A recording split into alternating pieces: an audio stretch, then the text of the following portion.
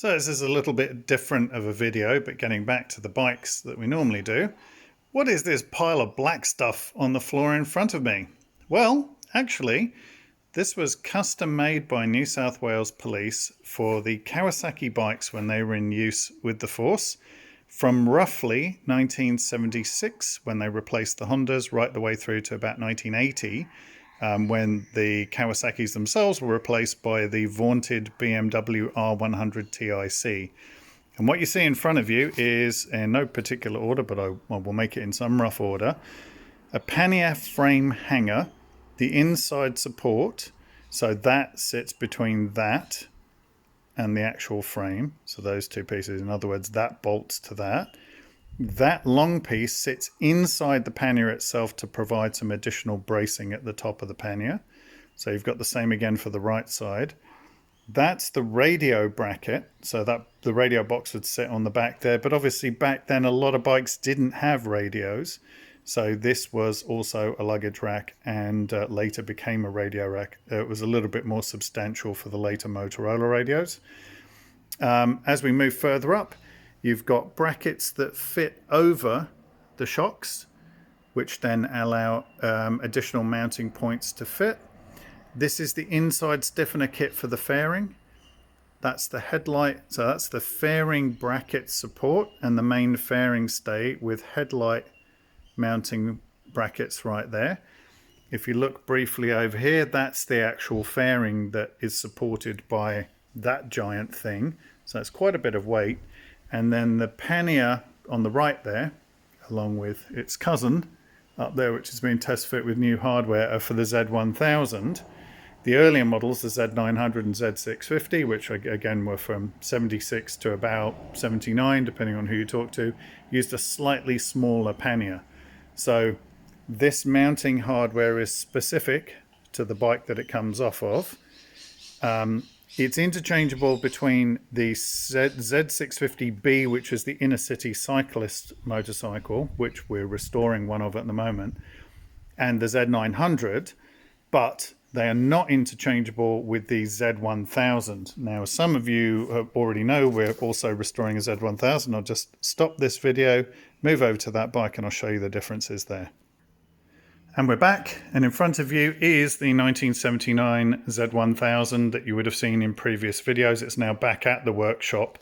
We're awaiting the final pieces that are being fitted off for this bike, which in this case are the front and rear crash bars. And what we discovered today was, much to my surprise, despite having a different size frame than the Z900, which you see in the background, and again, this is a 1000cc, that's a 900cc, those are the wheels for the 650. All the frames of the bike appear to be so similar that the original crash bars that came off the 650, which isn't pictured at the moment, fit onto this Z900 and also onto the Z1000, which is a little bit surprising. I didn't think that was going to be the case, but it's now been confirmed. We did a test fit this morning, which is why the clutch cable sort of pulled up out the way, trying to get everything to fit. And so that's a very surprising result, but that's a very good result as well. If I move further up the back of the bike, you can see that these are similar. So obviously the indicators are different. You can see with the Z900, they're round. And on this one, it's more of a sort of coffin shape, if that's not too moribund. But also you can see it's slightly different here. The way it mounts to the top of the shock tower, it fits behind that nut and washer, which is, this would normally be pinched up tight against the shock, which in turn would be mounted flush up to the back of the frame.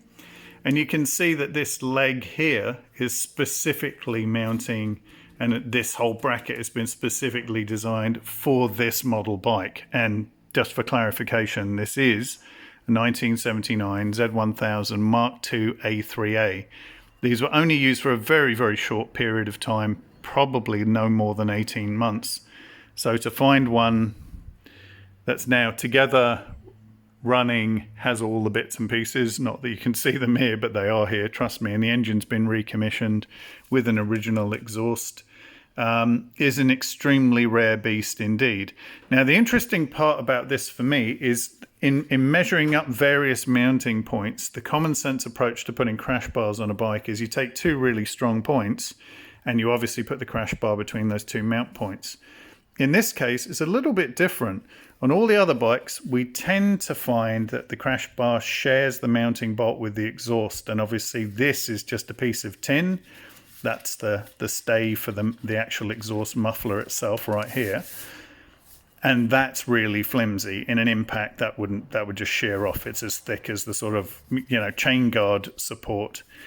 In this case, what it appears to be, after doing a lot of research, is that they've used the mount point for the pillion. So this is where, that's your rider peg.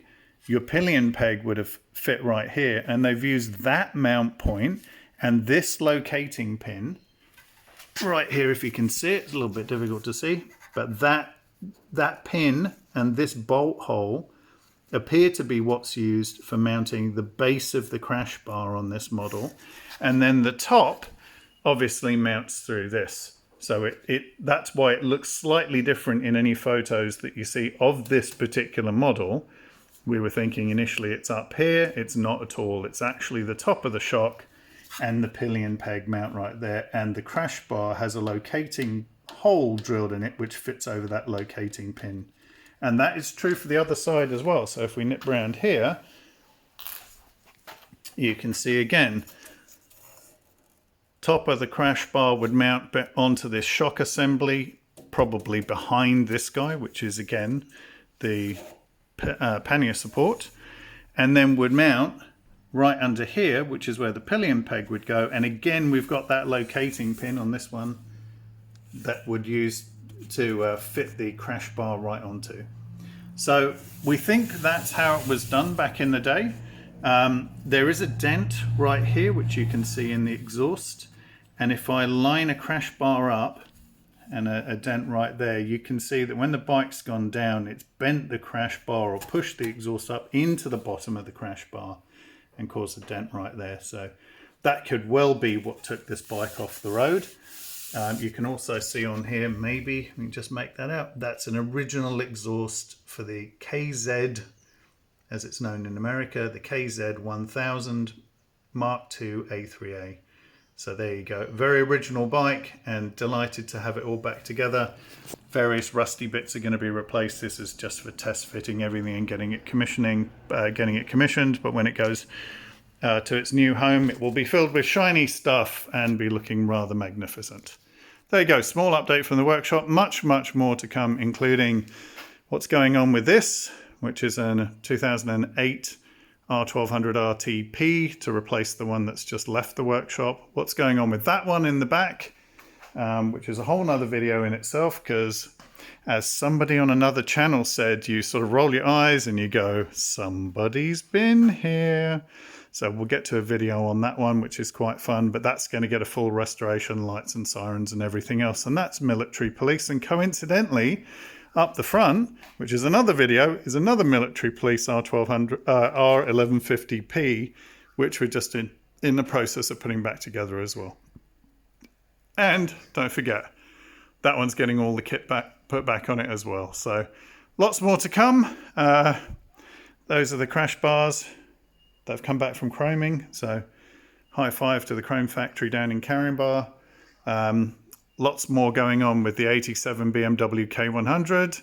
The 2005 K1200 GT will be building 2 more of these bikes.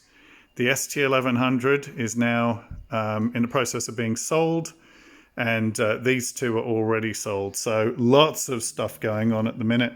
So stay tuned for the next update, and make sure you laugh too much and enjoy life, because it's short and should be filled with fun. See you in the next one. Cheers, everyone.